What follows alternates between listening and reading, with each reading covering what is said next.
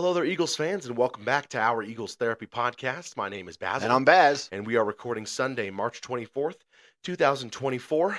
How you feeling today, Dad? Pretty good. Yeah. I'm looking forward to the UFL here in a couple weeks, I think. We'll see. Yeah, we'll see. What's that, March 30th? It's starting next Saturday, it's right? coming up, yeah. Okay. Yeah, I'll keep an eye on I've it. seen I a don't few know. ads for it. It bummed me out. They got rid of the stars. I know, it is weird. That got a whole team gone. Well, I'm like, I know they merged XFL and USFL. Right. They merged them together, and it's like, that's fine and everything, but why'd you get rid of the stars? It's one of the old teams. Right. You probably got more fans of that team than any of the other ones. I mean, yeah, there's a couple teams. I don't know. Kind of strange, but it is. We're coming at you to. It's a little bit of a talk on some of the free agency moves we've made and everything like that. We've been away for a little bit.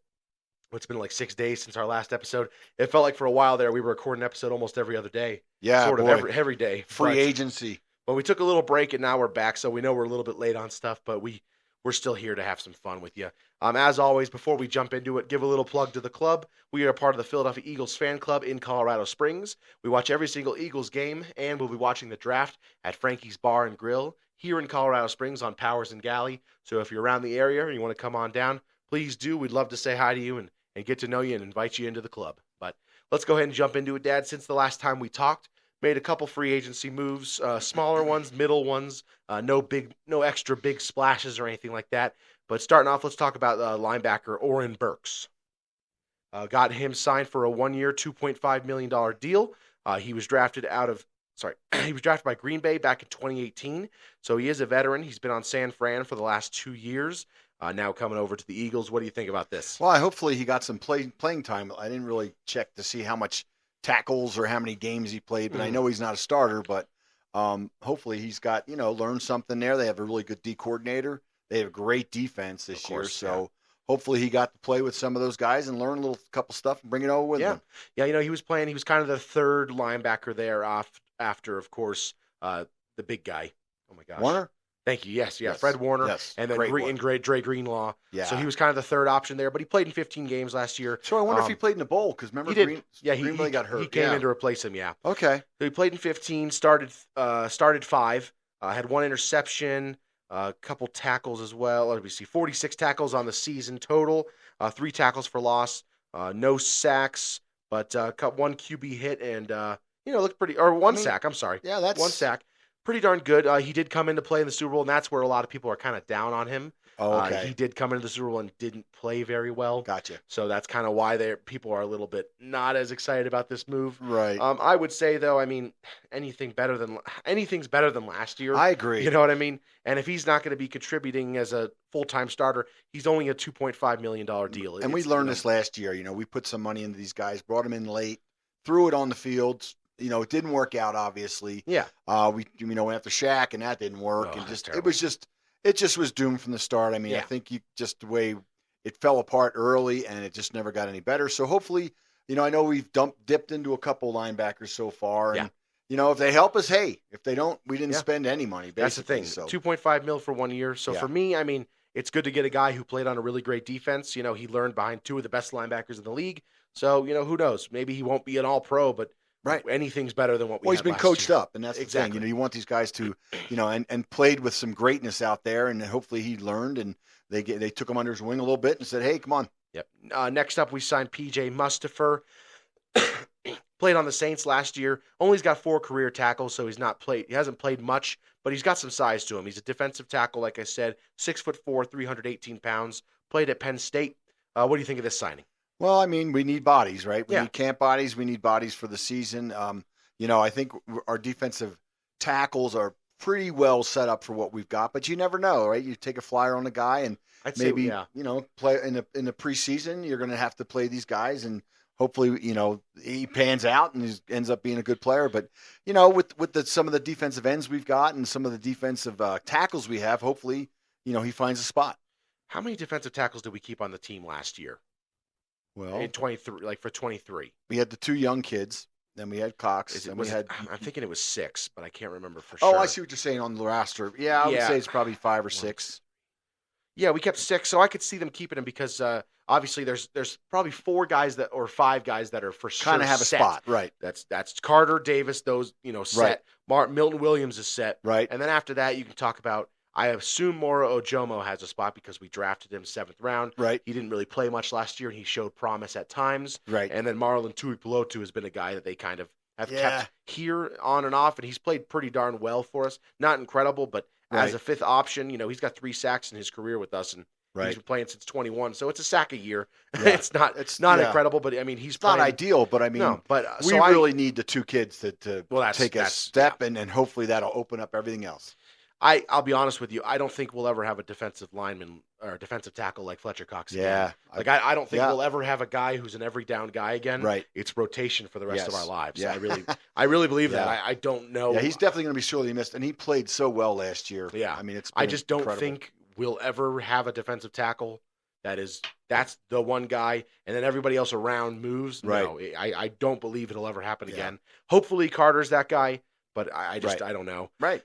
We're just so big on rotation now. So I think he has a chance to make the roster. We'll see. Like I said, he would be the 6th guy, and we kept 6 last year, so I wouldn't be surprised.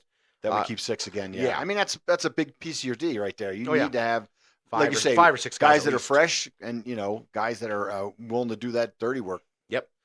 Next, we got the wide receiver, Paris Campbell, coming off of a season with – who was he? I was thinking Colts, but of course he was on the Giants last year. Yes. Coming off a horrible season with the Giants. Yeah. Had a good year a few years ago, 600 yards and so, a couple touchdowns here and there, but he was pretty terrible last year. He got benched at the end of the season. He only played in 12 games with 3 starts, 30 catches for 104 yards. Yeah, that's 3 yards a catch. I mean, that's ridiculous. It's terrible. So I don't know. I know the Giants didn't have the best offensive line and the best quarterback, and they had a lot of questions going on. Then they changed quarterbacks, and they had that the kid out there running around and trying to do things. So you can't really blame him for that, and he's probably up in age a little bit, right? But no, he's only 26 years old. So that's a kind of a bonus, and I hear he's pretty quick, right? I ran a 4.3. So yeah, he's a fast guy. 4.31. Hopefully he's eager, and hopefully he gets back into wanting to win some football games because he didn't win many games up there in New York. Yeah. Get away from that terrible turf. Get him down here, and hopefully we can get winning spirit in his mind. And we have a new offense coordinator. It's going to be all different this year, so hopefully. I mean, we've been trying to fill that 3rd spot for seasons now. So, I mean, the opportunity is there. Take it. Yeah. Take advantage of it. Yeah, hopefully him and Devontae Parker can kind of compete for that 3rd spot. Find something, yes. Or they're the 4th and 5th guy, and we need to still find that 3rd spot. I could still see that happening too. But next, we got Tyler Hall. Signed him off of, I believe, the Raiders last year. Yep. Won a Super Bowl with the Rams in 21. He's 25 years old, a young guy. 5'10", 190 pounds. He's got some experience playing in the league, not a ton, but corner, right? Yeah, cornerback. Yep. Speed? What kind of speed? Speed of 4.41, not okay, unbelievable, but it's good. That's great. It's good. Yeah. Total tackles 46 in his career, 1 sack, 4 pass deflections. He's played around and he's had some experience, and if he can be a contributor on special teams and he wants to play on the defense, right. At this point, again, same as last year, anything's better than last year. Yeah, it's kind of hard when you just throw a name out there and you're like, oh, great signing. I have no clue. Yeah. I've never seen the guy play. Yeah, he's an on and off again practice squad player his whole career, so we'll see what's going on. But he's had some big plays in his career, and he's that's good. Done okay, done all right. We'll see how it goes. And he's got some speed, 4.41. That's not bad. Right. Maybe be a special teamer, a gunner on the kickoffs and stuff like that. We need that. Yeah, absolutely. Next, we got over to Will Greer, quarterback, signed him off of the Patriots. Or no. He ended up with the Chargers last year, sorry. Right. Became notable with the Cowboys in the preseason a couple years ago, and then was on New England, Cincinnati. Chargers kind of bounced around. Only played 2 games in his career. He's 0-2, thrown 0 touchdowns, 4 interceptions. Got not much going on there. Yeah, well, we know how we feel about those former Cowboys. Never work out, but maybe he will. That's the thing about this time of year. You're just picking up players that are around that maybe fit the mold, or maybe he worked with the OC we've got now. Yeah, Kellen Moore. So maybe he knows him and said, "Hey, this guy looks, I could use him for, I don't know, use him as a spy or something." Yeah. For the team. He was in Dallas when Kellen Moore was there, and then he was on the Chargers last year with Kellen Moore. So he's got some experience there, maybe. But yeah, we'll see. I imagine he's mostly just a camp part body. Again, that's what we need since we got. Obviously we traded for Kenny Pickett, and then I can't imagine them parting ways with Tanner McKee at all. He's so cheap and and he played really well last year. So in the preseason, he showed some stuff in the preseason. Yeah, sure. so I can't imagine they get rid of him, but it's a camp body that you need to have. That's right. Maybe he can. He's also a faster guy. And it kind of sets your roster up. You're not like, oh no, in August we need to find a quarterback. No, we have a quarterback, and he's been working with the team for the last 2-3 months. So I mean that's not a bad thing. Yeah.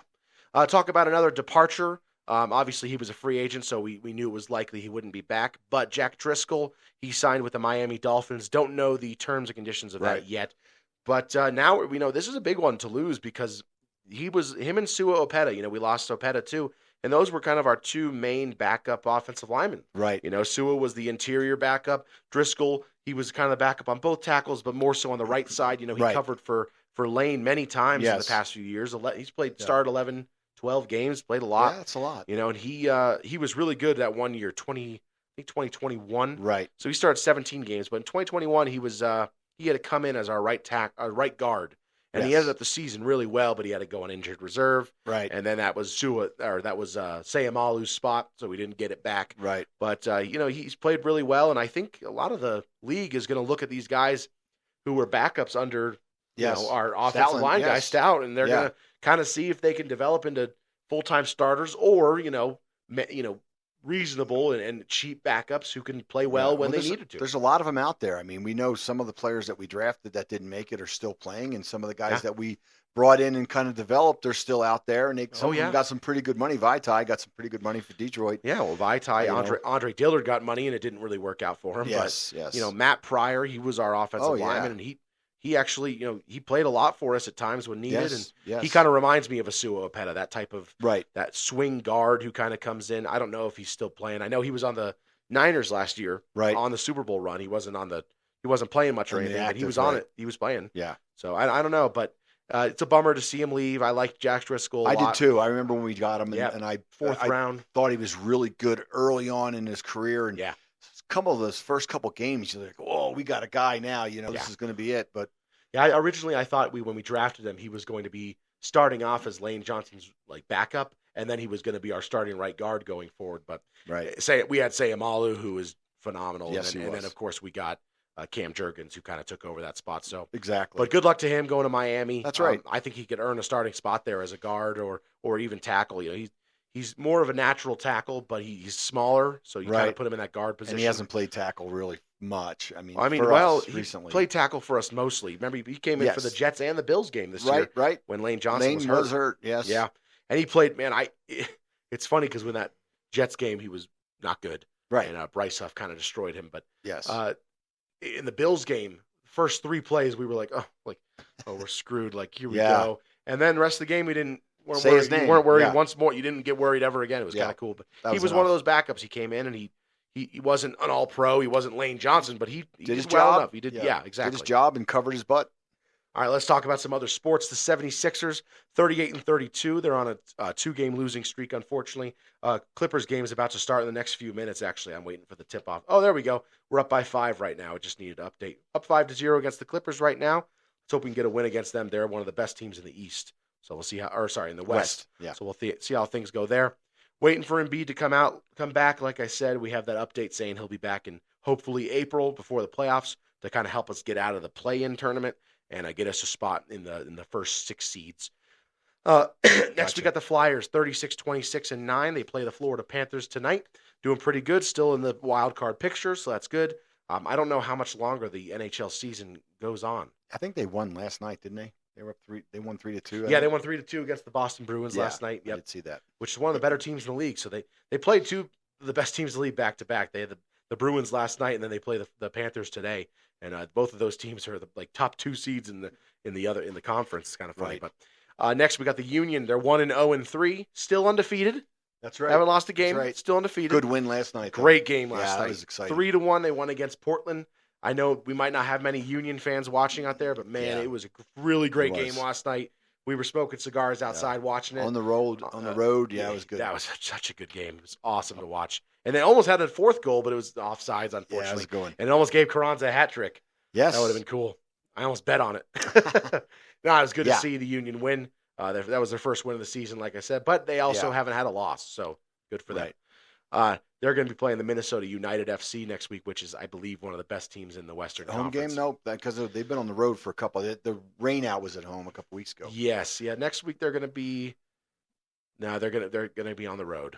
Okay. Or no. They're Top going to be at team's home. I yeah. know it's so hard. Yeah, they're going to be at home next week against Minnesota United FC. So we'll see. That's the best team in the Western Conference, so it's going to be a rough one. But the team they beat last night, they weren't too bad either. They were, I think, third or fourth Portland, seed. yeah. They're the fourth seed in the Western Conference. They're a good team too.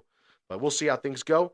Phillies, their season's about to start, of course, on the 28th at home against the Braves. Oh, wow, that's close. We'll have to give a call over to Eddie Danovich and see if he's he's probably got his season tickets. Oh, yeah, he'll be there, I'm sure, for the opener. Oh, yeah. Yeah, they play 3 games in 4 days, I think, to start off on the 28th and then the 30th, 31st. I think the D-backs opener's next week, too. Yeah, they're all on the same. I think the 28th is like the day. Yeah, they play against the Rockies. Right, it's Thursday, but Mayor's going on yes. Sunday game. Oh, on my birthday. Yes, Easter game. Opening day. Yep. Gotcha. Okay, cool. All right, let's go ahead and jump into season talk. We both chose a season. Okay. Where we're going to talk about a little bit of a history of it. I know you said you might have a shorter one, so I'm going to let you go first. Yeah, let me do mine first. I didn't really want to do can you guess the season? Okay, but that's this fine. one's pretty easy for you. So let me go. I'll go to a couple of the other things first for those listeners so they can at least get their brains going. So this, let's see here.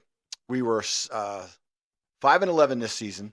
We were 5th place in the NFC East, so that gives you a little tip because there was 5 teams in the East, not just 4. We had the 2nd overall pick this particular year, and we picked a quarterback, so that might help you.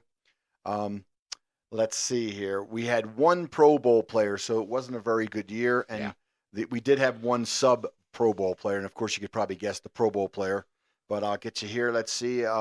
Week 1. We were winning 21-0 in the first quarter, and we ended up losing 25-24 on the road. So that was tough. Against 2. Let's see. The Arizona Cardinals. Okay. So they weren't the Phoenix Cardinals, but they were the Arizona Cardinals, who were in our division at the time. Yeah. So it was our 67th season with our team. Okay. And we had a first-year head coach whose name was Andy Reid. And that 2nd overall pick we got was Donovan McNabb. Yep. Our starting quarterback that year was Doug Peterson, yep. Yes. And he ended up getting replaced kind of midway through the season. But, he wasn't awful. But we started the season 0-4. We finished 5-11. Let's see. This was the last year that we missed the playoffs until 2005. So this particular season, we did not do well. And then the next, 5 or 6 seasons we did. Yep. We still played at the Vet during this season. Yeah. Let's see. We had 10 picks in the draft. I can't tell you the draft. I'll tell you the draft. In that draft, we had 10 picks, but only 1 of them became a future Pro Bowler. So it kind of shows you we still weren't drafting that well because most of the players we got weren't with us for more than a few years. Yep. It was a rough year, rough season. But week 5, we were 0-4. We beat the Cowboys 13-10. They were a pretty decent team at the time, but we were pretty bad. So the season before, we had finished 13-3. There was 2 other teams that finished 13-3, and then we had to do like a coin flip. Yeah. We ended up winning the coin flip. Yep. But there was a new team that came in that year, so they actually got the number 1 pick. So we got number 2 overall. Even though we were 3-13, not 13-3. Did I say? I'm sorry. Yeah, 3-13. I know what you mean. Yes. Okay. And there were 2 other teams that were 3-13 at the time. Gotcha. They ended up getting the. We got the 2 pick. They got the 3 and the 4 pick. Gotcha. But yeah. So and then let's see. I said that week 5 we were 0-4. We beat the Cowboys 13-10, which was nice. In week 6, Andy Reid got his first road win game of his career. And prior to the win, we had lost 19 straight road games. And it was our first win at Chicago since 1933. So we had, at that point, when Andy Reid went into Chicago that game, the Eagles were 0-14 at Chicago. So I think we've kind of fixed it up a little bit since then. We did a little winning there against them. So anyway, it was 1999 season. It was a good season for the Eagles because we got Andy Reid, who gave us some great success in the next 13, 14 years. Yep. We went to 5 NFC Championship games with him, 4 straight, and that's pretty much all I've got for it. But yeah. Yeah, I just looked at the draft of that year, and God, we were horrible at drafting, weren't we? Yeah. Because we got Donovan McNabb second overall. Right. And then this Barry Gardner guy we got in the second round. Linebacker, played, but not long. He didn't do anything. No, he wasn't that good. He didn't do anything. Doug Brzezinski. I don't even know who that is. He was on the all-rookie team, and then he never... What was he? He was a defensive... He was a guard, offensive guard. Wow. He never did anything. Yeah. John Melbourne, another guard. Just didn't do anything. Boy, we needed some linemen, didn't What we? are these guys doing? It's so bad. Yeah. Damon Moore, safety. I remember him. I mean, it's just horrible. How long did we have him? 2 years? Until 2001, 99. Okay. Yeah, 3 years. 3 years. And then he was in Chicago for a year. What a horrible. Oh, that is so I know sickening. Nate Brown was on that draft, too. That's terrible, too. YBC. So bad. So anyway, yeah, it was like I say, it was a bad year, but also a good year because it started kind of the resurgence of the Eagles there in the 2000s, and lots of success there for a long time. Yeah. All right, let me do my season. In this season, we were 1-10. Ooh. This was the first time we ever played the Pittsburgh Steelers. Now that's because before they were the Pittsburgh Pirates, so that'll give it away. If you know when their name changed, this was the first time we played the Pittsburgh Steelers. You know what season this was. We played them twice that year. We beat them once 7-0, so it was also the first time we beat the Pittsburgh Steelers, but we lost them once. Wow. This is the first year and first season that we played at Shibe Park. Now it's kind of funny. We played at Shibe Park this year as our first year. Then we went back to our old stadium for 1 year, Philadelphia Municipal, whatever, I forget what it was called. And then we went to Shibe Park for the next 4 or 5 years, I believe. Okay. It's first time there. Here's some crazy part. You know the name George McAfee? George McAfee. Not really. No, George McAfee. He's a Hall of Famer in the NFL. Oh, wow. Hall of Fame. Kind of, back then, quarterback, halfback, running back, tailback. He's like 30 different positions. There's no actual anything, But he was a halfback, defensive back, and return specialist. We drafted him. With the, I believe, first overall pick. No, second overall pick. Wow. We drafted him with the second overall pick, and then we immediately traded him to the Chicago Bears for 3 offensive linemen. I couldn't find the name of these offensive linemen. Wow. It shows you how undocumented it is. Yeah. Even on his page, it doesn't tell you he was drafted by the Eagles at all. Really? But on the 1940 NFL, the Eagles, it says, boom, we drafted George McAfee. Huh. So I had to find an article about him, and I'm looking this up. I'm like, what? I don't understand. Right. I don't understand where is he at?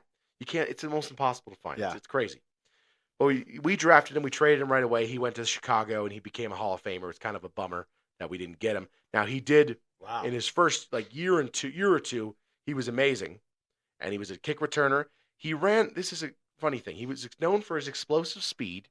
He ran a 100-yard dash in 9.7 seconds. Wow, that's fast then. Yes, Big time. 9.7 100-yard dash. That's insane. Yeah, that's fast. In his first professional game, he returned a punt for 75 yards with 30 seconds to play to beat the Brooklyn Dodgers. Wow. So there's a lot of stuff about him. I know he's not an Eagle, so we shouldn't go into too much with him, but just kind of cool. After his first Pro Bowl season, All-Pro season in 41, he went to the Navy for World War II. Wow. And he returned for 3 games each in 45 and 46, and then he came back to the NFL and he continued to play. And he was a returner, a great kick, running back, all that sort of stuff. As of 2018, I don't know if it might have changed. He's still the NFL record holder for average punt return in a career at 12.78 yards. He has an average 12.78 per punt return. Still there. So just a kind of a cool thing. We drafted this guy, and traded him immediately for 3 offensive linemen. Wow. And he never played for us. It's almost undocumented. It's incredible. It took me forever to find him. I'm like, what do you mean we drafted this guy? I don't see him in the record books. I can tell you one thing he didn't get.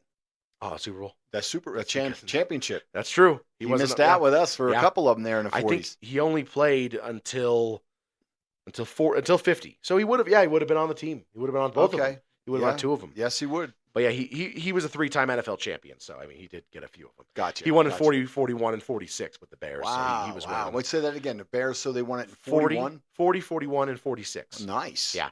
So his first 2 years they won championships, and then they won again in 46. But he's still the NFL punt returns yards leader with 1948. He's on the NFL 1940s All-Decade team. Wow. He's Chicago Bears. His number is retired. His number 5 is retired for really? the Bears. Wow. And he's on the 100 greatest Bears of all time. Like I said, I know he's not an Eagle. It's funny how you've never heard of the guy. Yeah.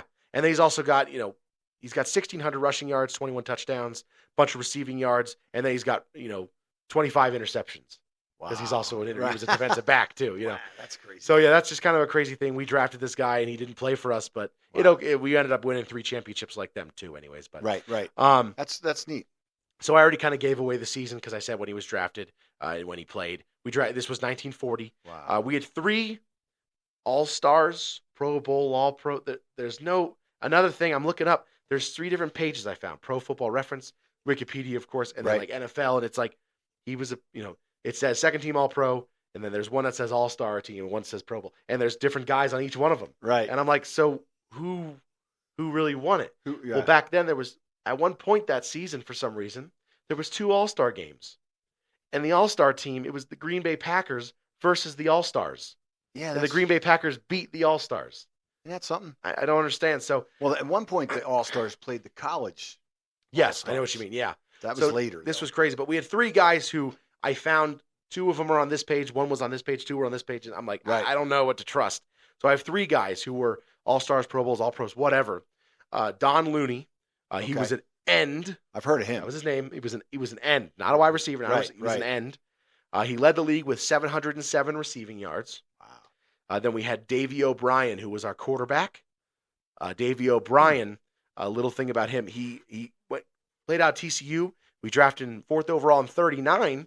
The year before we drafted George McAfee. Right. And he was an All-Pro, an All-Star, and then he was the NFL passing yards leader in 39 with, I believe, 1,200 passing yards or something. Wow. 1,324, led the league with 11 games, 1,324 passing yards. Yeah, they didn't throw it much, did they? In his career, he ended with 2,600 yards, 11 passing touchdowns. He was also defensive back punter, and he intercepted 4 passes for 92 yards, and he punted 9 times for an average of 40.7 yards per kick. Pretty darn good. And then lastly, our left guard, Dick Bassey. But just kind of a crazy thing. And if you, I skipped over the first guy, but Don Looney, he was the guy. Don Looney was his name.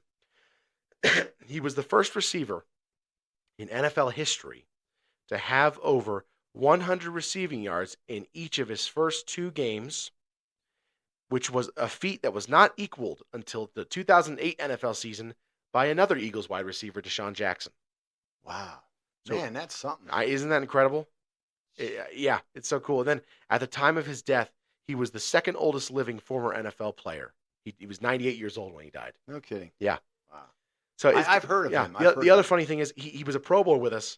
He NFL receptions leader, NFL receiving yards leader, and he left. He went to Pittsburgh. We didn't keep him. Right. Yeah. In 40, he was with us in 40. We drafted him. He was on the team in 40. We had him 1 year? Yeah. Oh, my God. And then he went and played 2 seasons with Pittsburgh. And you're like, well, why? Yeah. He had 7 receiving touchdowns, which is unheard of back then. Yeah. Just a crazy thing. And then our last one, like I said, left guard, Dick Bassey. Another thing about the 1940 NFL season for the Eagles. Fewest rushing yards in an NFL season. History. All time. Really? We had 298 rushing yards. In 11 games. And the team averaged 0.94 yards per carry. Wow. Lowest rushing yards in a season in history. Not franchise, NFL. And lowest average yards per carry in NFL history. So I wonder who's second and third. I know. There'd have to be a little bit more diving into it. That is pathetic. That's less than 1 yard a carry. Yeah, 0.94 yards. Maybe abandon the running game there. I mean, that's probably what they did if you think about it. I mean, so we had a guy, Don. Of course, I said Don Looney. So I guess those 3 linemen we got from Chicago. Yeah, we're very good. They must not have been. Well, that's the other thing. Don Looney, he led the league in receiving yards, so we must have been more of a receiving. I don't know. We must Davey O'Brien and Don Looney. We must have been passing more for some reason. I mean, he led the league in passing yards one year, so maybe they didn't want to run it as much, but when they did run it, they were not very good at it. A lot of tackles behind the line of scrimmage there. Probably weren't kept there either. Isn't that crazy? That is crazy. But yeah. You got anything else to talk about? Not really, no. It's just hopefully we can keep this free agency going and keep giving us some material for our podcast. Yeah. And keep going. I the other day last week, I think we passed our 50th show, which is kind of a milestone. So congratulations on that. You too. We're still going. Keep it up. We're still going. We're still going here. All right, let's say our goodbyes. You can follow us on Facebook, Instagram, or Twitter. If you like our Eagles Therapy podcast, do us a favor, rate and subscribe wherever you listen to your podcast. If you're watching on YouTube, please like and subscribe down below. Please comment below anything you want to hear, any type of historic NFL or Eagles season that you enjoy, some fun facts about or anything like that, or any free agents you want us to go after, or how you feel about the free agents we did get. We appreciate everyone who's been commenting. We've been getting them random ones here and there, and we really appreciate it. People we don't know, so that's kind of cool. It's been really nice. Yes. So we'll always hit you back. We'll always comment back. Always. If you don't want to comment below, you can always email us any comments or questions at oureaglestherapy@gmail.com. But other than that, from all of us here at Our Eagles Therapy Podcast, my name is Basil. And I'm Baz. Go Birds. And fly, Eagles fly.